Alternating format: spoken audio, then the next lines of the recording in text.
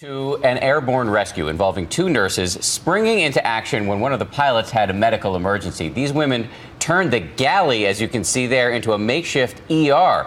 And ABC's Michelle Franzen is on the story this morning. And we should say, Michelle, welcome to ABC News. We're glad to have you. Thank you very much. It was supposed to be a relaxing flight following the holidays, but instead for Linda Alvice, it was anything but. She was working on her puzzle and then heard the crew ask for help with a medical emergency, and that's when Alvice and another nurse on board rushed to treat the patient, who turned out to be the pilot of the plane.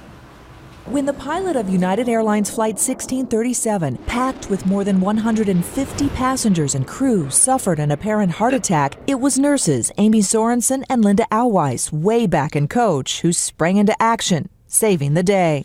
Came over the PSA asking if anybody on board had any medical experience. The Denver-bound United flight originated in Des Moines. 30 minutes into the flight, attendants announced there was a medical emergency. The flight turned around to make an emergency landing in Omaha. This is what happens in movies. This isn't what happens in real life. The 24-year-old from Wyoming, along with Alvice, a veteran nurse from California, say the captain was showing signs of suffering from cardiac arrest. He was kind of slumped over in his chair, and he was mumbling incoherently. Passengers looked on as nurses scrambled to stabilize the pilot. Once we got him into the galley, Amy and I just went to work. Alvice's family captured the tense moments with cell phone pictures showing the makeshift ER. It was pretty scary. Both working in tandem on this day to help save a life, but neither call their actions heroic. I really don't see myself as a hero.